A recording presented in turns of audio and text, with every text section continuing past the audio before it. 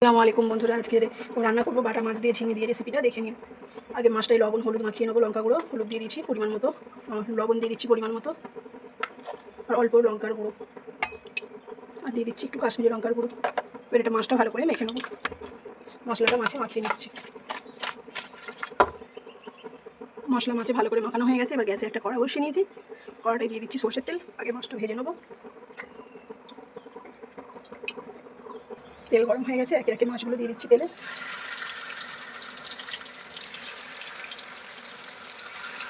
এরকমভাবে সবগুলো তেলের উপর দিয়ে দেবো, দিয়ে ভালো করে ভেজে নেবো। মাছগুলো ভালোভাবে ভাজা হয়ে গেছে। এবার তুলে নেবো একে একে সবগুলো। বাকিগুলো একইভাবে ভেজে নেবো। মাছগুলো সব ভাজা হয়ে গেছে। এই কড়াতেই মাছটা রান্না করে নেবো। ওই তেলে আর একটু সরষের তেল দিয়ে দিচ্ছি,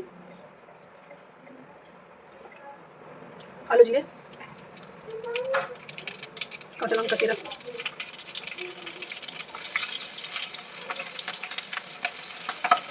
পেঁয়াজ কুচি।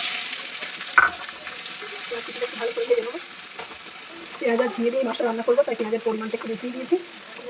পেঁয়াজ ভালো করে ভাজা হয়ে গেছে। এবার দিয়ে দেবো ঝিঙে। ঝিঙেটাও একটু ভেজে নেবো। লবণ দিয়ে দিচ্ছি পরিমাণ মতো, গুঁড়ো মশলা দিয়ে দিচ্ছি, হলুদ গুঁড়ো, জিরে গুঁড়ো, ধনে গুঁড়ো, কাশ্মীরি লঙ্কা গুঁড়ো। ঝালে কাঁচা লঙ্কা দিয়েছি, তাই গুঁড়ো ঝাল লঙ্কা দেবো না। এই মশলাগুলো দিয়ে আস্তে আস্তে কষিয়ে নেবো। ঝিঙে তো খুব তাড়াতাড়ি সেদ্ধ হয়ে যায়, তবু একটু ভালো করে কষিয়ে নিচ্ছি।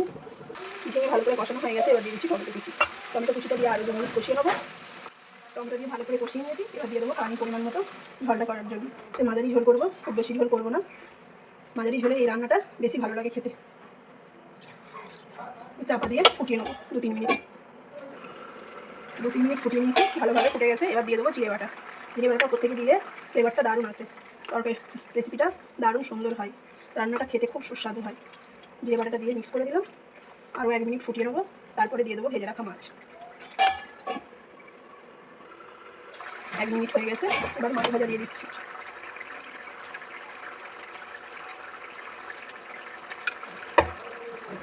মাছগুলো দিয়ে আর 1 মিনিট ফুটিয়ে নেবো ভালো করে। এবার উপর থেকে দিয়ে দিচ্ছি অল্প একটু গোলমরিচের গুঁড়ো। ঢাকনা দিয়ে এবার গ্যাস বন্ধ করে দিলাম। দেখুন দেখতে কত সুন্দর হয়েছে। এরকম ঝিঙে দিয়ে বাটা মাছ রান্না করুন, 1 বাসন ভাত তো অনায়াসেই খাওয়া হয়ে যাবে। দারুণ একটা সেন্ট আসছে, কারণ গোটা জিরে বাটা দিয়ে করলে যা দারুণ লাগে না খেতে, একেবারে কী বলবো যেন, খেয়ে দারুণ খেতে একেবারে অসাধারণ। এরকমভাবে আমার রেসিপি দেখে রান্না করুন, সবাইকে খাওয়ান, নিজেও খান, আনন্দে থাকুন, আর আমার চ্যানেলটিকে সাবস্ক্রাইব করুন।